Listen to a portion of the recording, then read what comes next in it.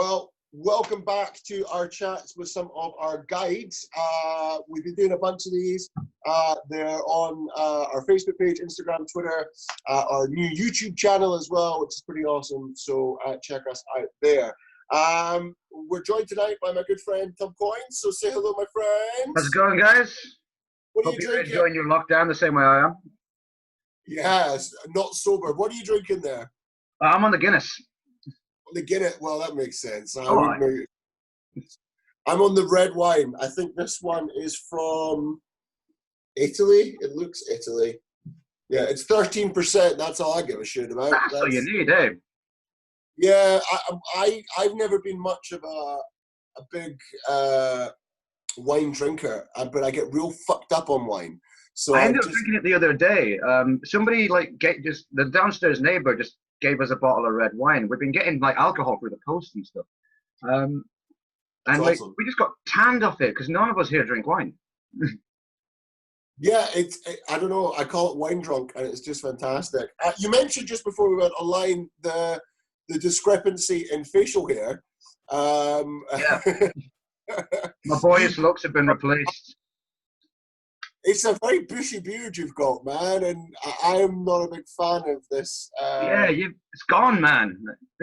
You're just, Okay. you just draw like a face on your chin. Yeah, I think I get a good,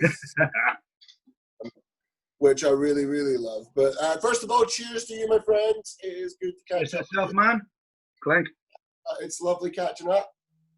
Same, man. It's been too long, like. Feels like this stuff lasted forever. How's your quarantine going? I've been seeing you online playing music pretty much every night, and that's absolutely fantastic. I've been enjoying that. Oh yeah, yeah. I've been keeping myself busy, man. Well, when the whole quarantine lockdown thing happened, I wasn't at home. I was over at my pal Paulie's. So there's three of us here. We just like said, well, okay, I'm stuck here. Set up a bed. So it's just three musicians. What we've actually been doing is just going online, playing music, drinking near every day. I imagine that's why neighbors are sending you booze, because you're entertaining them. Well, yeah. Every Friday we do this. I'm going to be doing it again at 8 o'clock. So we'll be online for about 3-4 hours, just drinking, playing music, like taking shots of people, giving them time to pour their own and stuff. And we've managed to get this like regular following of like some people we don't even know, some of them we do. And the people we don't know seem to be like throwing little things into like tip jars for booze. And then our pals have just started sending us like, we've had bottles of mead, various different forms of rum, because rum's become a thing. Somebody sent us tequila rosé the other day. We got Fireball and some weird ass stuff from Finland. That's just essentially just like mouthwash for 50%. Oh, like that stuff gets you annihilated, man. Yeah, so I mean, just so some of the people might not know, you're in a band. You've been playing music for years. Do you want to tell us a little bit about your band? Yeah, sure. That's another thing that's been taking up a lot of my time during this whole quarantine thing, just for keeping the momentum of the band going.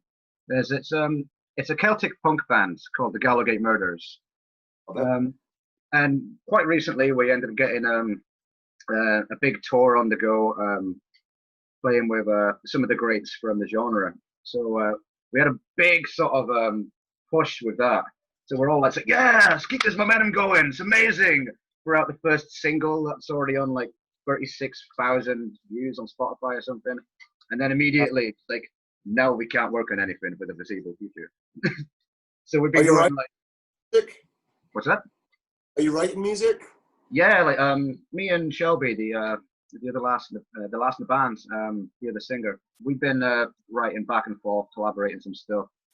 Was trying to get like all the things together, showing it to the rest of the guys. It's been a nightmare, but we're still managing to do it.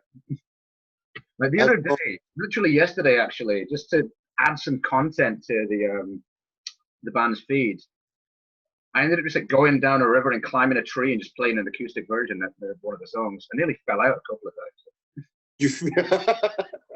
Yeah, I'm just leaning on this branch over the river, over like water relief, like 8 o'clock at night when the sun's going down, with a fucking mandolin. So you climbed up a tree. Let me just clarify that. You climbed up a tree and you played a mandolin. I climbed up a tree, set up a phone on one branch, then I went onto another branch and just played a mandolin in a tree and singing a wee song. I love it. I love it. I absolutely that's love how it. you do it. Am I allowed to swear on this, by the way? You can swear your heart. Oh, fuck. I've been trying to hold that shit in. We're not monetizing any of this. If it goes onto YouTube, we're not trying to make money. We're just trying to get the word out there just to make it easier to share. I think the YouTube thing is just going to make it easier to share on things like Twitter and Instagram. Oh, yeah. So, yeah, I'm not looking to monetize a chat between me and my friend. How's things been with yourself anyway, man? Sorry, again? How things been with yourself? I'm quarantining alone, which is fine. In some ways, it's okay. It's handy. I mean, I'm enjoying it in some ways. In other ways, I miss my family and I miss my friends, obviously, and I want to get possible. But you take each day as it comes, and you keep moving forward. I'm reminded of the Finding Nemo thing about just keep swimming, just keep swimming, just keep. It seems to be my little mantra for all of this. But yeah, fuck it, man. I think that's been a lot of people's mantras, but they're replacing swimming with either like drinking or just generally staying alive. I've got this image in my head now of like you in the dark, like just keep swimming, just keep swimming. Over and over again. Dude, I went through a small phase of sharpening weapons. You've been to my place before, so I collect historical weapons. This is a World War I German bayonet. It's called the Butcher's bayonet, and it's razor sharp at the moment and just unnecessary. And I do it with the window open completely and the blinds open completely because I kind of like the visual of someone passing my house and there's a maniac sharpening a fucking bayonet. Like that. I'm shameless in that way and I absolutely adore it. So tell me about your quarantine experience. I mean, obviously you're playing music, you're keeping creative and stuff. I'm keeping myself busy as much as we can. Actually, going on about you sharpening your weapons and stuff, like when the quarantine originally happened, Paulie, who I've been staying with, he's been watching all these things about how to forge weapons and stuff. Yeah. And subconsciously, we realized we were hoarding cans, so we just hadn't got around to putting them out yet. So we've been putting them to good use, and we're just like hammering sheet metal and stuff and making armor. Nice. Have you made something? Right now, we made a pauldron, but it kind of fell apart. So we're thinking of better ways of how to just like kind of rivet it together with just crap lying around the house or what we find in the street. You know this already. These guys don't. One of my hobbies is to make like post-apocalyptic armor and outfits. So I am in my element right now, considering it literally feels like the apocalypse. I've always you sort of bring your own things to the market. I think it's great. It's a polite way of saying I'm weird. It's not. Look, it's no weirder than anybody else. The fucking pub girl, I can tell you that. Yeah. I was saying this in one of the chats that I had with Dougie that he was a professional rugby player for a while, and technically he's the best athlete at Edinburgh pub crawl. I mean, like we're not a great. I've started doing Tai Chi over quarantine. I've got that board. Yes, I've seen you've been interested in some of the Tai Chi. You can do all this crap. Have you been binge watching anything? Have you been watching cool things? I must have rewatched Always Sunny in Philadelphia all the way through at least 3 times. Another one I watched. I was chatting to Jamie about Christ, what was it? Community, and I hadn't seen that one. Always Sunny. I watched that as well. Yeah. So I mean, are you rewatching, or are you watching for the first time, or? Most of it's been rewatches. I've not started on any like new series, but I've been going back to ones that I used to watch. Because during the day, I've been doing a little bit of gaming every now and again as well. well, I found myself like waking up like 6 o'clock in the afternoon some days. I was like, Yeah. so I just like go in the kitchen, listen to some music, try and prep myself. Everybody else is like passed out in the chairs and stuff. So I was like, I'm gonna watch like, a movie. Cool, that was nice. I'm gonna watch something else, but I don't want to concentrate on it too much because I'm trying to put other things in during the day, like working away. I'm doing a lot of writing as well. So I've just been rewatching things that I've not seen in years and getting really excited about them again. That's great. It really is. I mean, I take my hat off to you for being so creative during this time. I mean, I think a lot of people are feeling a pressure to do that, and I don't really think you need to focus on creative stuff. But if you absolutely can, jump right in. I mean, you're probably one of those creative. Getting the drive to do it sometimes is difficult. There's also like this is a kind of bleak time for a lot of people. And sometimes you just wake up and like, oh, what's the point? Because you've got nothing like plans to do, or you'll get set to do something, and you just find yourself like absolutely vegetating, like watching Friends or something. It can be easy to do, especially on the rainy days where you don't even really want to get out for your hours exercise. I feel like that's the key to being a little bit better. Not the exercise thing, just even getting out of the house, going to the shops. Are you getting? Are you doing walks? Yeah. Well, we're right next to a canal leading over to the waters of Leith, so I've been doing all the kind of hidden back trails around there, like just off the beaten path. I've found some interesting things. Like I'm pretty sure I found an abandoned like homeless person's den. Okay. Yeah, I've claimed that now as my croft. That's now where I do my Tai Chi. Because it's just this open with like a half kind of made bench out of like bits of branch. And at first of all, like there's a nice family made this. Like, no. If you just go a little bit further in through this bramble bush, there's this like makeshift hut out of like crates and carpets and like bits of like lino or like tarpaulin curtain when the rain comes over. And then just a bunch of nos cans around. And the entire of it's covered in like heavy duty barbed wire. Wow. Yeah. So somebody's like made their little den and eventually abandoned it. Well, I mean, they probably seem like they fortified it pretty well. I think a lot of sort of homeless people are there's certainly been a push anyway. I don't know. Obviously, there's people fall through the cracks and stuff. But I know there has been a push to try and get people behind closed doors and try and get them inside as much as possible. Yeah, so, for those people. Yeah. So far, I've only had to go into the centre once. This entire fiasco, just going off to the dentist. And yeah, I'm used to seeing quite a lot of people kicking about on the street, some of which I see so often, like I know them by name. And yeah, they're all tucked away and safe. So I feel like the council has actually started to do something a bit more about that.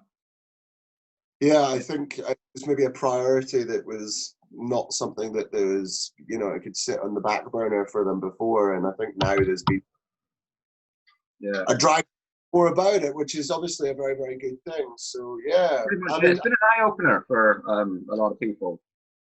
Yeah, I think so too. How's your family? Is everybody safe? As safe as they can be. I see my family. As you know, they're like scattered all over the globe, like traveling Irish family by nature and stuff. But when I came over to visit Paulie, I left my mum's in Inverness, and then obviously the news came out. My sister was in Kenya at the time. She panicked, got like the last plane you could possibly get from Kenya, managed to get up to Inverness, quarantined the house for 2 weeks.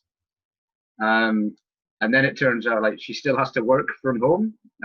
She's a primary school teacher.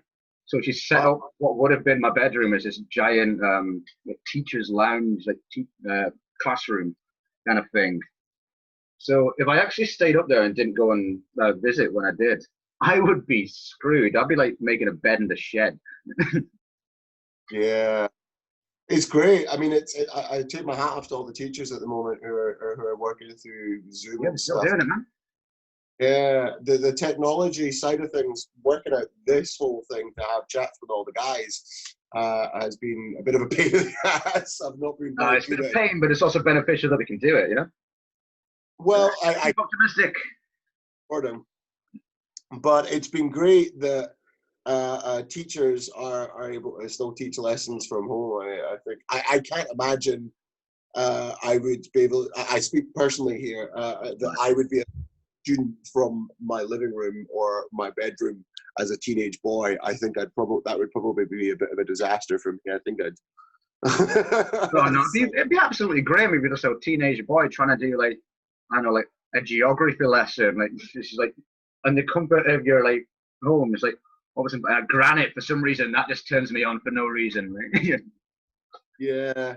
Well, I like remember teenage boys, like you know, like anything's gonna turn them on. Like, and if you just yeah, lie in your bed, it's like, yeah, calculus. the reason I'm so bad at mathematics today is the fact that pretty much when I got bored in maths in school, I would stick my hand up and say, "Hey, sir, do you mind if I go to the bathroom, please?" And I would furiously masturbate at my maths class, and it was. I mean, it got to the point where I think I had IBS or some chronic diarrhea problem that I had to go every 15 minutes. But listen, I'm shit at maths today. So to all the children who are doing, well, first of all, if you're a child, why the fuck are you watching this?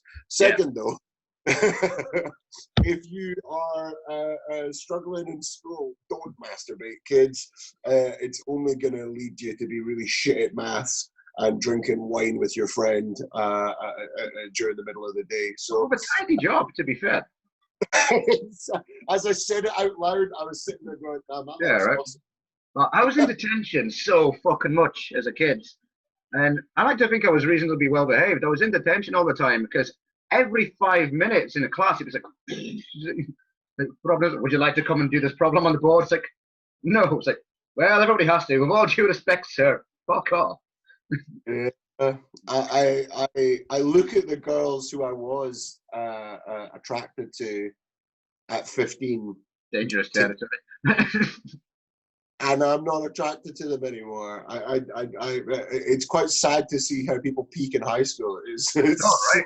Like, I was an ugly motherfucker in high school. I started off as this little fat motherfucker, and by the time I thinned out, I like went right into the goth phase, so I just looked like a teenage girl. Like I had nothing going for me. I love it. I absolutely love it. So high school, moved over to Scotland because I was in Lancashire at the time, and then just like immediately, just like nobody knows me here. Cavort.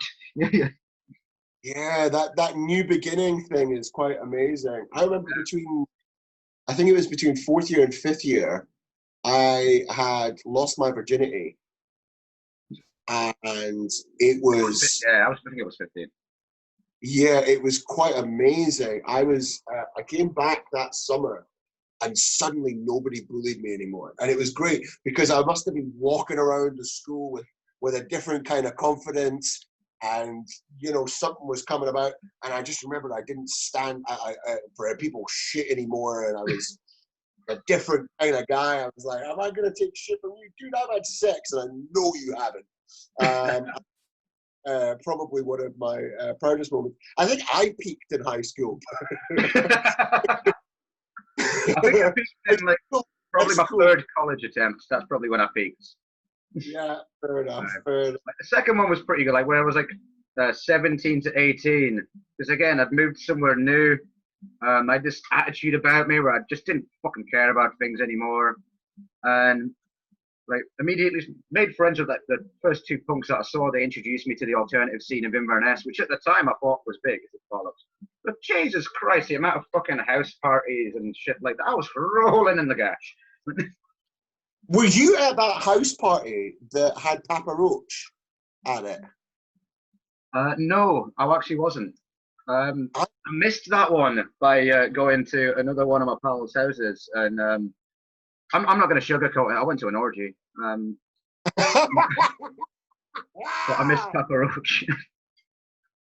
I mean, people would argue with you might have made the right call on that one. I remember I went with I was with a girlfriend at the time, and it was me and Neil and both our girlfriends, and we asked the girls, do they want to go to Opium or do they want to go to Pilgrim? And me and Neil desperately wanted to go to Opium, but the girls wanted to go to Pilgrim. And, you know, when you're in a relationship like that, you do what the women say. Like, no point arguing that. And it turned out that fucking Papa Roach showed up to Opium, and everybody just went back to a house party afterwards, and I missed my opportunity. I just saw the pictures this morning going, I need to break up with this girl. Like, this is bullshit. Like, fucking, you and Brad were drinking with, like, Lewis Capaldi, like, just before this all kicked off. I say we went drinking with him. We didn't. I bought him a Bucky Bomb. He didn't want it. We drank his Bucky Bomb, and we got so embarrassed we left in a hurry. We saw. I just noticed him. So I still don't. Yeah, I still can't be bothered being here. Went off to Banshee. One of our pals. It was quite embarrassing. Just when he went, no, I don't want that. It was right after he won his Brit Award, and he showed up on stage with a fucking Buckfast, and we thought, well, he's gonna love it. We'll get him a Buckfast. I think if you're famous, there's probably a significant fear. Like, a lot of drinks. It's not even like famous. You're a musician, man. Like, mate, spend a penny on it. I can't imagine people just the story that someone would have to tell to be able to go, you know what, I roofied Lewis Capaldi. I spiked his drink and I shagged him. That's how it worked. Now he is going to watch material to write more. Listen to his lyrics. He wrote a song about it. It's all in metaphors. Well, listen, and just before we go, I want to ask about your band. Where can we find you? Where can we get in touch? I know they're called the Gallowgate Murders, but the Gallowgate Murders. It's Gallowgate, all one word, 2 L's in Gallow, like the place in Glasgow. Don't ask why we're named after that. So if you go onto Facebook, facebook.com/the Gallowgate Murders, you can find it there. We're also on Spotify. There's currently only 2 tunes up on Spotify now, but both of which are on multiple playlists, so they're very easy to find. We're also up on Instagram. That's again the same, apart from it's all one word. We've actually just released our first official music video. We released that about 10-11 days ago. Right now we're on about 1,500 views, so it's not too bad. We're quite pleased with that. So if you fancy checking that out, please feel free. And actually, if you need to know how to spell it, I've got the fucking band t-shirt right here. Awesome. Oh, fuck. I really love that work, man. It's really good. Right, that is done by Shelby before I even joined the band. And it actually ends up looking like me and her, because it's a male duet band, male-female duet. Well, what I'll do is in the comments below, or we'll leave a link to your music video that you can find. We'll do that so people can get out. But speaking of pub crawls, I mean, is there anything you miss about the pub crawls? What do you miss most? I miss everything about the pub crawls. I'm also very excited to be going back to work for the pub crawls if this whole free pint per bar minimum thing is going to be a thing. Because that has no effect on us whatsoever. I don't think that's actually going to come into it. But no, like, I love the job. I love the company, man. Like, obviously, I miss all you guys and the rest of the guides. The general people that you get to meet and just banter with, the fun that you have. Like, it's a great job. It's a great time for like everybody I know who's like giving all the feedback about when they've been on. Yeah, it's good crack. It just opens up that party personality in you that occasionally has to lay dormant. Yeah, I think it really does bring out people's wild sides in a different way. I mean, I look at how I was before I started the pub crawl. I was a skinny, small man with short hair, and now I'm a big man with lots of hair, and I swear a lot more. Changed me as a person. I think I've become a different person. Is there any particular memories, any fun pub crawl memories you've got? Oh, there's a few. I think one of my best ones was, it was actually a relatively small pub crawl. I'm gonna say two here because there's two big ones I love. It wasn't even my pub crawl; it was Brad's, and he had like 9 people on or something, and he just ushered me in. He's like, "You drinking in town? Yeah, come and join the pub crawl." I was like, "Sure." And the moment we got to the game of Never Have I Ever, like me and Brad were sat next to each other, and we're just drinking, like for the same questions all the time. And I'm pretty sure we convinced like 7 out of the 9 people that we were like a homosexual couple. Like they even brought it up. It was like, "This your boyfriend?" It was like, he couldn't be that lucky. My other like top favorite memory is New Year, where it was a bunch of people from Australia, a few people from America. There's a couple of Canadians kicking about, if I remember right. It was just 3 groups, but they didn't give a crap about getting drunk. They wanted to see how much alcohol I could put in my system, and it turned into be a brilliant night. I remember you drinking left, right, and center. You drew the short straw for for doing the New Year's Day pub crawl. It worked out fine. That's what happened. That was the day. I mean, we were so hungover from New Year's Eve that I certainly wasn't fucking getting out of bed to run a pub crawl. So I take my hat off to you. You are the salute. Right. I played 2 gigs the night before on New Year's Eve as well. Well, you certainly lived the rock star life. I mean, I'm immensely proud of having. I've always said that when you run pub crawls, you're like fucking Dracula. And people just fucking love it. I don't know why they love it. I think you're a fucking weirdo. In lovingly the best way. A lovable weirdo, I'll settle with that. But it baffles me how much people really, really love it. And I mean, I'm not surprised why they. I mean, this is coming off terribly. But they love your crawls, and I think it's absolutely amazing. I really do.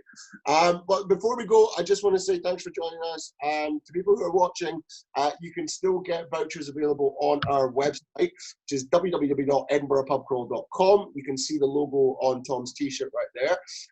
As well as that, the vouchers are available for 6 months from when you book them. And you can, they basically, when lockdown's over, you can come join us when it's over. You can tell us when you're coming, and that's all you need to do. It's also a way of helping a small business out during this sort of quarantine, and helping out people like Tom, because 40% of every ticket sold will be going towards our staff. So it would help people out like Tom, as well as some of the other guys that work for us. Tom, thanks for joining us. Do you have anything? Before we go, do you have any last final words before we part ways? Just cheers for everybody for watching. And hope you can come and join us on one of the beautiful sessions that we put on around Edinburgh. And stay safe, guys. Yeah, man. Well, thanks for doing that, Tom. If you just want to hit the stop record button, and we'll say goodbye. Catch you guys.